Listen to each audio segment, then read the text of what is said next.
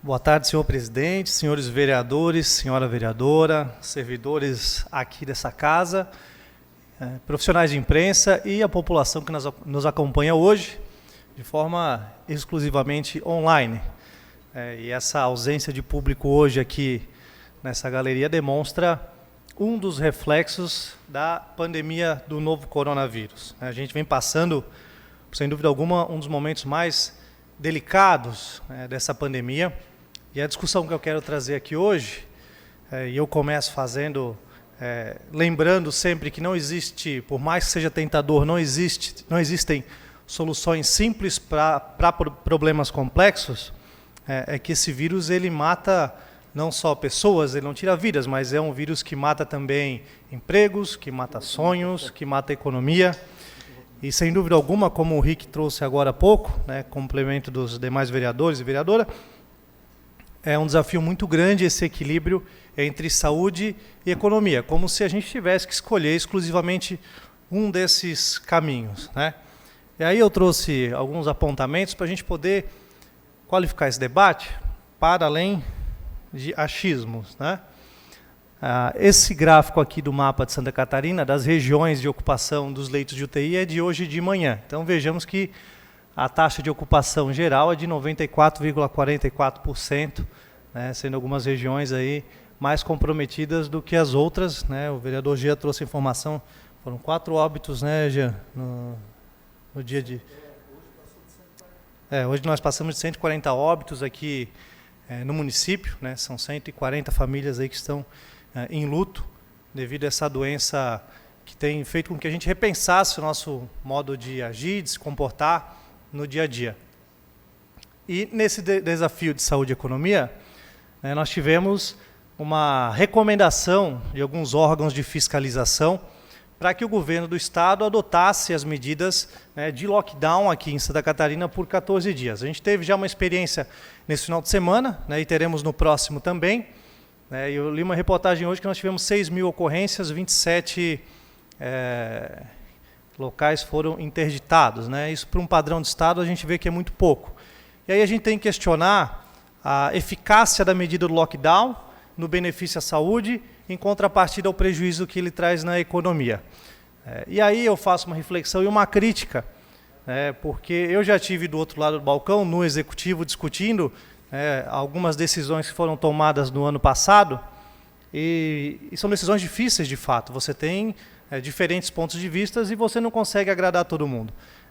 E muitas vezes os órgãos de controle e alguns fiscalizadores cobram, exigem algum tipo de posicionamento do Poder Executivo, o que é muito cômodo. A gente vê órgãos que cobram manifestação para o prefeito fazer lockdown, sob o risco de responder um processo de improbidade, uma ação civil pública, mas é muito cômodo você fazer isso quando você está atrás de um gabinete, no ar-condicionado, com seu salário de R$30.000 garantido todos os meses, enquanto nós temos aí empresas com seu faturamento em queda, fechando as portas, pessoas perdendo o emprego.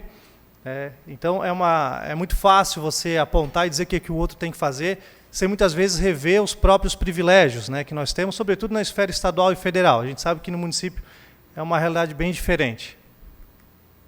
E o governo, acertadamente, recusou essa indicação desses órgãos para fazer o lockdown por 14 dias.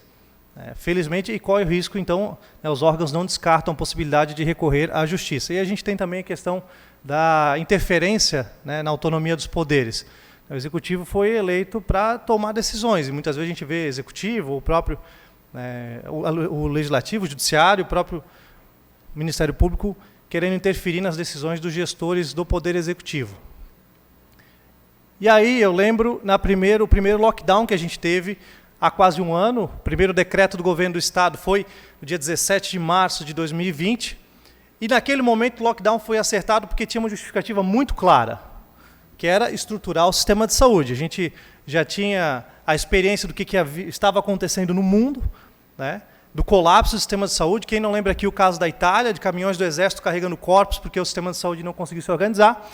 E naquele momento, então, o governo do estado começou a se estruturar, apesar dos escândalos que eu vou estar trazendo daqui a pouco, a questão dos respiradores, vereador. A gente conseguiu dobrar o número de leitos de UTI, criaram-se vagas de leitos de UTI exclusivos da Covid aqui no governo, aqui no Estado. Isso no âmbito estadual, e no âmbito municipal a gente conseguiu conter a chegada do vírus, por N motivos. Brusque tem uma característica, não é uma cidade de passagem, ou seja, nós não somos cortados por uma grande rodovia como a BR-101, e a gente conseguiu conter por muito tempo a entrada do vírus, numa ação que eu elogio do antigo secretário Humberto Fornari, e uma política que vem sendo bem conduzida na sequência agora pelo Dr. Oswaldo, atual secretário. Então, a prefeitura, à época, instituiu as barreiras sanitárias, implementou o centro de triagem que funciona até hoje, trabalhou muito na questão da conscientização e fiscalização.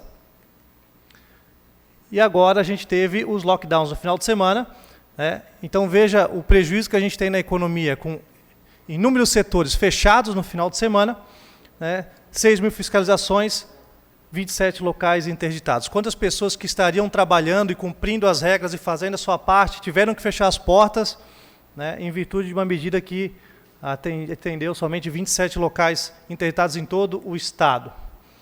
E aí, quando a gente faz análise de política pública, a gente tem que pensar o lockdown.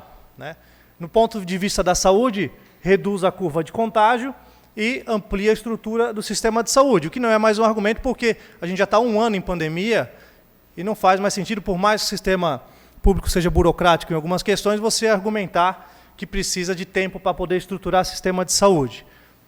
E reduzir a curva de contágio, o vírus já tem contaminação comunitária, o vírus está em todos os lugares na cidade. E não adianta você também fazer um lockdown e não ter fiscalização. É só você ver no final de semana quantas pessoas no mercado sem controle de lotação e quantas pessoas caminhando pelas ruas normalmente. Conceda a parte, vereador Jean.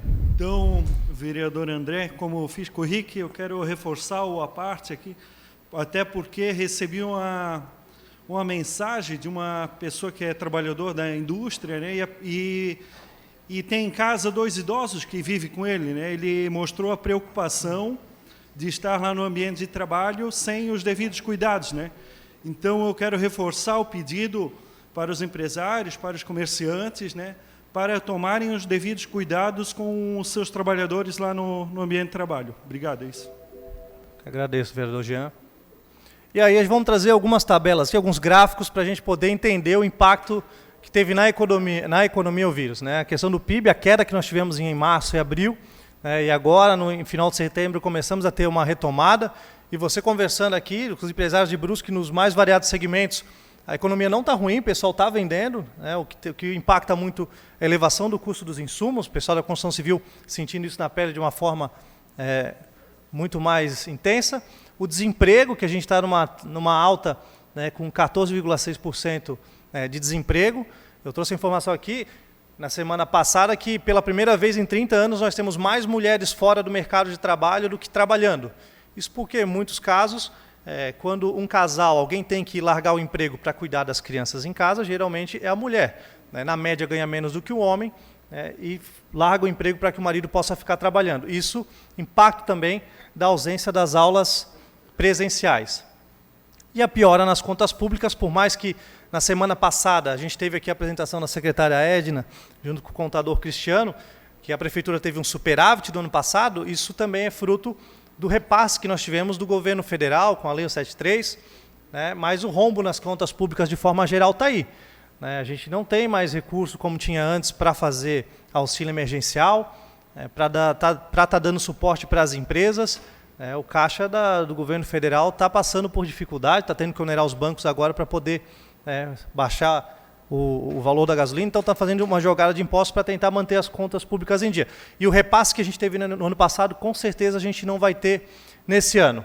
E aí, trazendo aqui a questão da compra dos respiradores, 200 respiradores superfaturados por 33 milhões de reais, desses 19 milhões ainda não foram recuperados, e não conseguem notificar a empresa Veigamed, que é a responsável pela venda dos respiradores. Ou seja, a gente tem também um problema, como foi trazido aqui, de incompetência na gestão. E como a gente não conseguiu se estruturar, como o dinheiro foi desviado, o que acontece? A gente está tendo que apelar para outros estados, e tivemos aí que enviar 16 pacientes para o Espírito Santo para poder está ocupando os leitos de UTI, sendo que aqui a gente está com leitos em falta. Peço mais um minuto para poder concluir, presidente. Certo? Então, por fim, eu poderia aqui me estender só no detalhe das aulas, que eu vou deixar para um outro dia. Né? Eu sei que é uma decisão muito difícil, né? Para a gente é fácil porque a gente opina, traz os dados, manifesta a nossa opinião, mas quem toma a decisão e vai responder pela ação ou omissão, no caso aqui do município, é o prefeito. Né? E aí, ao passo que eu elogio aqui o trabalho que vem sendo feito com muito diálogo, tanto ouvindo os técnicos da saúde, quanto ouvindo as entidades empresariais, tanto do prefeito ali como do secretário Oswaldo, eu faço um apelo aqui para que a gente não faça novamente um lockdown, né? A gente não pode botar todo esse custo, que eu sei que é importante, a gente está falando de vidas, não é uma discussão fácil, mas a gente não pode botar mais esse custo da incompetência dos gestores, né, da corrupção, da falta de gestão, na iniciativa privada, que já pagou e continua pagando um preço muito caro nessa pandemia. Seria isso, presidente. Obrigado.